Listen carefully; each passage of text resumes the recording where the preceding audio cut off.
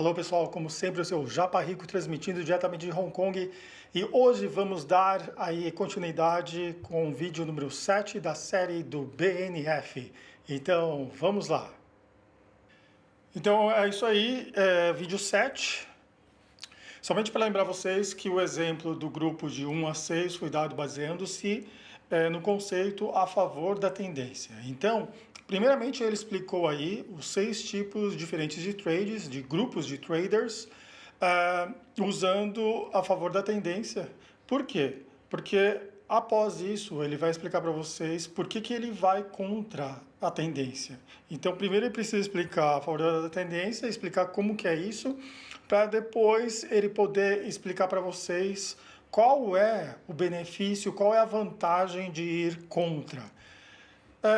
E aqui foi uma coisa que eu peço até desculpas para vocês, porque quando eu fiz esse vídeo e eu coloquei o meu rosto no canto superior direito, eu não vi que na verdade acabou tampando o gráfico. Então agora eu movi o gráfico para a esquerda, dá para vocês verem muito melhor.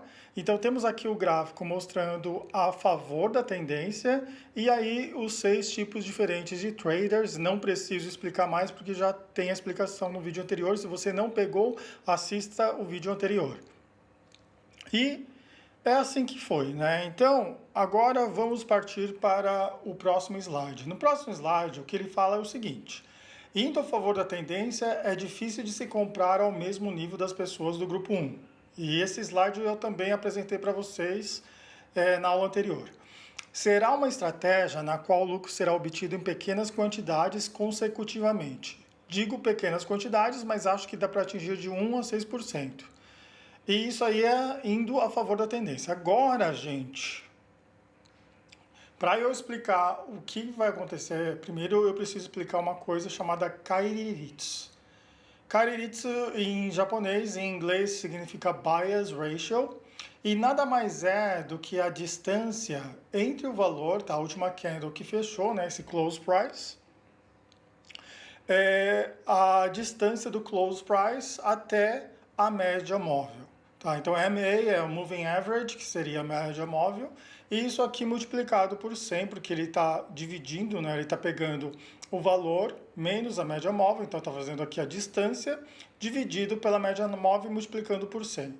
E aí ele consegue uma porcentagem, por isso que eu coloquei entre parênteses, né, porque isso aqui, na verdade, eu acho que foi um erro de quem fez essa fórmula, que colocou, esqueceu de colocar entre parênteses, porque se você multiplica algo por 100%, na verdade está multiplicando por 1, né? Então por isso que é 100 por 100, tá? E aí em parênteses a porcentagem. Então, e isso vai te dar o Kairitsu, né? Que é o bias ratio em inglês. Então, usando isso aí, por que ele usa isso? Ele está vendo aí, calculando a distância para ver quando que vai ter uma reversão. Então, ele diz o seguinte, ó, entretanto, isso aqui é a continuação da explicação sobre a média móvel não, desculpa, os 6 tipos diferentes de traders, e aí ele disse para vocês que é muito difícil conseguir se posicionar no grupo 1. Agora ele fala o seguinte, porque ele quer, na verdade, né? Na verdade ele queria se posicionar no grupo 1, só que ele já disse que indo a favor da tendência é difícil. E aí ele tem uma outra explicação agora. Ó. Entretanto, se prestarmos atenção numa situação onde formos contra a tendência, tá? Então você já não é mais esse gráfico, né? Porque esse gráfico aqui, ele está indo a favor da tendência. Então já não é mais esse gráfico. Ele está falando o seguinte: se prestarmos atenção numa situação onde formos contra a tendência, ou seja, a tendência, vamos supor que a tendência seja para baixo, a tendência de baixa. Então é contra, diferente do que eu tinha mostrado. Então se a tendência for a tendência de baixa e nós formos contra essa tendência, a bias ratio está quantos por cento longe da média móvel? Isso é a primeira pergunta. Então a gente tem que prestar atenção a quantos por cento longe da média móvel que o bias ratio está posicionado. A quantos por cento haverá uma correção? Se o mercado estiver ruim, a bias ratio vai até uma grande porcentagem antes de fazer uma correção? Possivelmente. Talvez não, mas possivelmente. Como está o volume? Como estão as bandas de Bollinger? E aí, ele falou o seguinte, gente. Também isso contra a tendência, tá? Então, se levarmos em consideração todos os fatores que descrevi e conseguirmos comprar no bottom, tá? Bem no fundo mesmo, no bottom do movimento, conseguiremos, mesmo estando contra a tendência, conseguiríamos comprar no nível 1 do movimento a favor da tendência. Ou seja, o que ele está falando é o seguinte, gente. Se você desconsiderar, tá? Porque assim, e essa parte eu entendo muito o que ele fala, porque é o seguinte, gente. Ele fala, se você considerar esse nível 1 como sendo o bottom desse movimento aqui, tá? E aí, na verdade, ele quer comprar no nível 1 e poder desfrutar, né? Poder tirar a vantagem de todo esse movimento do rally. Só que numa consideração em que isso aqui ele já está vendo, tá? A tendência nítida, que isso aqui é a favor da tendência, é difícil se posicionar aqui no número 1. Por quê? Porque no número 1 ainda não está clara a tendência de alta. Tá? Não está clara. Se você tampar isso aqui, o que você vê à direita não, à esquerda. O que você vê à esquerda é uma clara tendência de baixa. Então é difícil você se posicionar no número 1 nessa tendência de alta. Agora, se você considerar que você está entrando nessa tendência de baixa, e aí você consegue se posicionar como número 1. Não sei se vocês conseguem entender. Eu entendi muito bem o que ele está tentando falar. E é o seguinte, tá? Então, mais uma vez, eu vou falar para vocês. Ó, todos os fatores que eu descrevi, que o BNF, né, descreveu, e se você conseguir encontrar o bottom do movimento, o fundo do movimento, então conseguiremos comprar no mesmo nível 1 do movimento a favor da tendência. O que acontece é o seguinte, gente, ó, as pessoas que acharam que após o movimento para baixo seria o bottom e compraram no começo, seria o equivalente ao nível número 2. Tá? Ou seja, começou a ir para o bottom e teve uma correção, e aí nessa correção o pessoal comprou. Tá? Então aí seria o número 2 equivalente, né? Equivalente a se posicionar no número 2 do pessoal que for a favor da tendência. Após ter atingido o bottom por completo, seriam então 3 e 4. Apesar de ser uma noite e 2 dias, posso comprar no mesmo nível de 1 se eu for contra a tendência. Esse mercado de baixa é delicioso, que ele fala, né? Delicioso que ele usa essa palavra em japonês, oishi. Oishi significa algo gostoso de se comer, né? Então, por isso que eu coloquei delicioso aqui em português. E eu só compro ações tanto em tendência de alta ou de baixa. O que ele quer falar? Ele quer falar o seguinte, então, em tendência de baixa, tá? Se for a tendência de baixa, ele vê quando atingir o bottom. E se for a tendência de alta, ele procura uma correção para tentar comprar ações no nível 3 ou 4. Tá? Já não seria nível 1. Agora, se for tendência de baixa, ele procura comprar no nível 1. E aí que tá. Eu acho que, não sei se deu para vocês entenderem, mas se não conseguirem entender, pode deixar que no próximo vídeo a gente explica mais uma vez, até vocês entenderem, porque eu quero que vocês entendam muito bem essa parte, gente. Por que ele vai contra?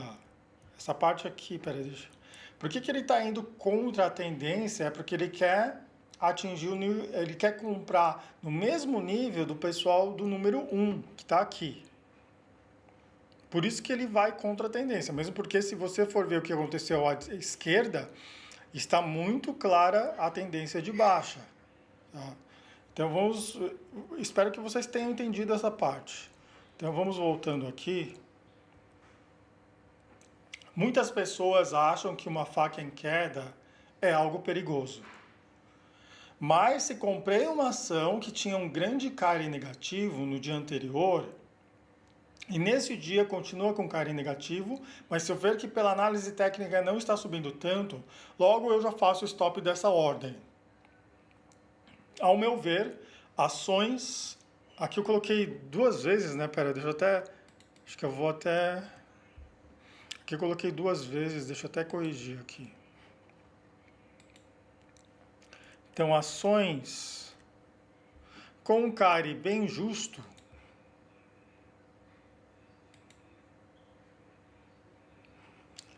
ações com carry bem justo que sofreram com a queda do Dow Jones e Nasdaq e estão sendo vendidas bastante logo pela manhã. Então, é o seguinte, gente. Ele está falando agora sobre quando você tem que ativar, né? Você tem que dar um trigger do seu stop loss. Então, o seu stop loss vai ser ativado quando o carry, no dia anterior, o carry estava negativo e você vê que no dia seguinte já não está subindo tanto e ainda continua o carry negativo. Nessa ocasião, você tem que fazer a estopagem dessa ordem. Outra coisa, o que ele vê também é a sessão anterior do dia anterior, porque assim, ele tá operando no horário de Tóquio. Então, para ele, na noite anterior seria a sessão de Nova York, que seria a última sessão antes de abrir a sessão de Tóquio. Então, na sessão de Nova York, ele vê Dow Jones e Nasdaq e ele vê que estão sendo vendidas bastante. E aí, logo pela manhã, na manhã de Tóquio, ele também vê isso. E provavelmente ele está vendo o mercado de futures, né? Então, ele está vendo que está sendo vendido e o pre-market... Então ele está vendo que está sendo vendido e aí ele vai ver que se você tivesse comprado e logo feito stop, não teria tanto risco. Então ele acompanha aí o mercado pre-market do Dow Jones e Nasdaq, tanto o mercado da noite anterior, que é o mercado na sessão normal, quanto aí depois que fechou logo no pre-market. Então ele acompanha isso aí. E se ele vê que esses valores ainda estão na tendência negativa, e ele vai ver que vamos supor que já tenha aberto, né, já tenha comprado. Ele vê que Dow Jones e Nasdaq ainda estava nessa tendência negativa e ele ativa aí o stop.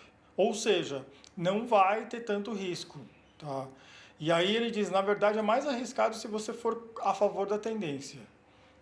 E ele diz em japonês, né? Waku waku shimasu, né? Ele diz em japonês. Ele falou, é mais, tipo, seu coração fica batendo mais se você for, na verdade, a favor da tendência. Ele falou que, na verdade, se você for contra a tendência, não tem tanto risco, porque ele sabe que haverá aí, em várias ocasiões, depois eu vou mostrar o gráfico, na aula seguinte, na próxima aula eu vou mostrar o gráfico e você vai ver que várias ocasiões, quando ele vai bater o carry negativo, nesse da 25, né, que seriam as 25 moving average do carry, tá? Do carry em si. Quando ele bater isso, você vai ver que a grande maioria das vezes, ele vai ter uma correção. Então, e ele pega essa correção, então... Como ele pegou essa correção, e você tem que levar em consideração que é aquilo lá, de 1 noite e 2 dias, ou 2 noites e 3 dias. Então, é esse período que ele opera. Então, se você for nesse período que ele opera, você vai ver que grande maioria das vezes ele vai corrigir. Aí é isso que ele pega. Então, é assim, gente. E agora, dando uma resumida... Primeira coisa que ele se apega ao fator aí do Kairitsu, que é o bias ratio em inglês dos 25 últimos dias, tá? Do moving average do Kairitsu. 2. A atmosfera do mercado, e isso aí é baseando-se também no que vai acontecer durante a sessão de Nova York. 3. Volume. Então ele sempre se apega bastante ao volume. Tá, eu vou mostrar nas próximas aulas como que ele analisa o volume e também ele se apega às bandas de Bollinger. E ele fala, se utilizando desses 4 fatores, ele tenta, de alguma forma, ver aí o bottom do movimento e aí ele entra numa posição de compra. Essa é a metodologia. E mais uma coisa que eu queria falar para vocês é o seguinte... Teve uma pessoa durante esse fórum, né, que é o Nichannel, e provavelmente é um hater do BNF, e ele sempre criticava, sempre falava alguma coisa e sempre ia para um outro lado que não tem nada a ver. Então, aí o BNF ficou um pouco que bravo, e, e dá para perceber pelo jeito que ele escreveu, ele ficou meio bravo, né? E aí ele falou assim que a pessoa disse, isso aí significa o mesmo que tentar adivinhar o preço com apenas um shot, né? E aí ele fala, não é tentar adivinhar o preço com um shot. E aí a pessoa falou depois, então isso aí é tipo fazer nampim. E primeiro deixa eu explicar o que é nampim para vocês. Namping é o seguinte, né? Em inglês chama-se de averaging down, tá? É o seguinte, assumindo que isso aqui é um exemplo de Namping, né?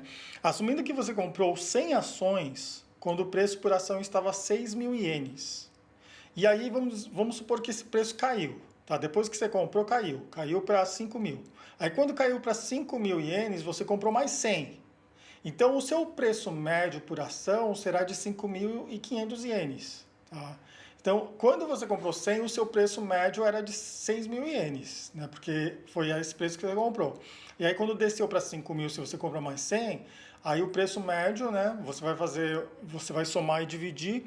O preço médio, na verdade, será de 5.500. Ou seja, é uma técnica para você conseguir o preço médio mais barato. E esse Nampim funciona bastante quando tem uma correção. Teve uma correção, o preço caiu, tá? E aí voltou na tendência. E isso funciona.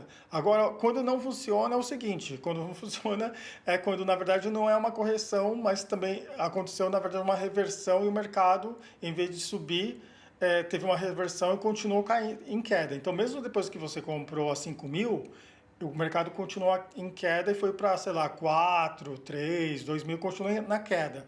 Aí isso é extremamente perigoso, porque se você comprou, né, você tinha baixado o seu preço médio para 5.500, mas o mercado continuou caindo, e isso se torna mais perigoso ainda, porque você tinha 100 ações, agora você tem 200 ações.